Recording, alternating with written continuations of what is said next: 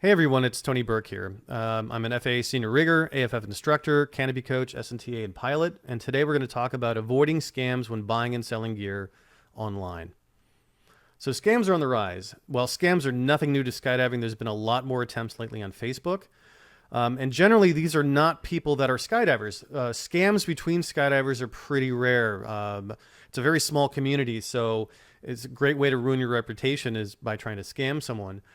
It does happen. It has happened from time to time. Like a couple of years ago, there was a guy that was selling a canopy, and it turned out to have way more jumps than he was claiming in the ad. Someone called him out on it, and there was a lot of drama about it, even including I think some vague threats of violence. But fortunately, that's pretty rare.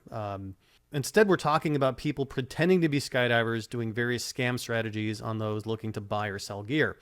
It could be as simple as advertising a canopy or a rig for sale, and then you pay the money and it never shows up because they never had that rig. Or it could be something more sophisticated, like if you're selling something, someone offers to buy it, but they want to send you a cashier's check for more than the amount, and they want you to send them the difference, and it turns out the cashier's check is fake. So something like that can happen. Look up Facebook marketplace scams, and you can see some of the strategies that the scammers are using. So given that there's scams out there, what can you do to reduce the chances that you will get scammed? So number one is have a rigger at the ready. Your home drop zone will likely have some riggers who can be your guide when buying or selling gear. If you don't have someone like that, contact me. I do that from time to time for people from the internet, and I do it all the time at my home drop zone of Skydive, Oregon. They can help you make sure that the gear is appropriate for you at your skill level. They can make sure that the gear is as advertised. Recently, there was a new jumper that bought a container from a retailer. It was a used container, and they were selling some of their old rental gear. And they had made an erroneous claim that it would fit a certain size canopy that the buyer was looking for. Turned out that container could not hold that canopy, couldn't even hold anything close to it, and the buyer was left high and dry. The seller wouldn't refund the money. So having a rigger help you out with that, just saying, hey, can I do a sanity check real quick? This seller says this container does this. What do you think? And then that can help save you some money or save you some grief there. They can help make sure you're getting a good price for an item, and when it's time to sell something, they can help you set the price for an item that's fair, or maybe you want something to move quickly, etc. They can also help spot scams. So it's always a good idea if you're buying or selling gear, especially as a new jumper, but even as a more experienced jumper, it's always a good idea to have a rigger in your corner. And like I said, most drop zones will have someone, and contact me if you can't find anyone. Escrow is the best way. So using a rigger as escrow, either the buyer's rigger or the seller's rigger, as long as both parties have verified that that rigger is in good standing in the community, that's the best way to conduct a transaction, the least likelihood of getting scammed on either side for two parties that don't know each other.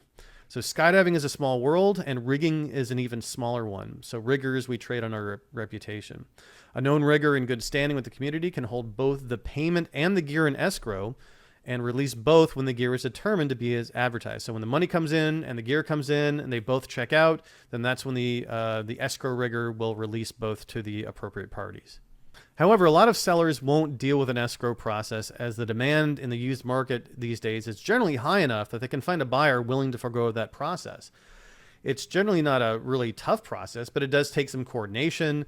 Most riggers that I know of will do that for free, so they don't even charge for it, although I think it's fair to charge for it, but most riggers don't. But it's just more coordination. So a lot of sellers will not bother with the hassle.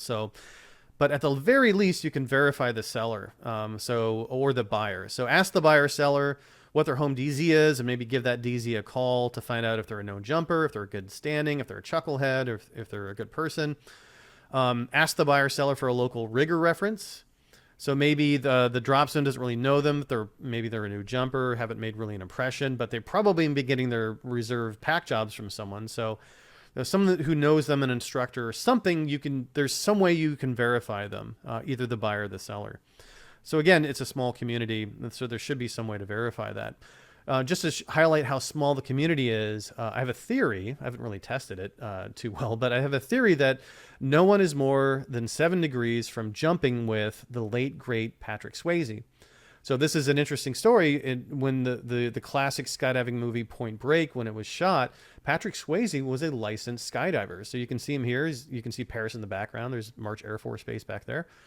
And I jumped with someone who was a stunt person on that movie.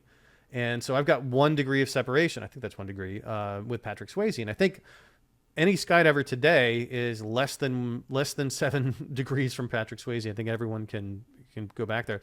So again, that's one of the things that I think is indicative of how small a community it is. So it makes it less like, and when we have small communities, it makes it less likely that someone's going to try to scam you, or it makes it more available for us to try to verify that someone is a real person.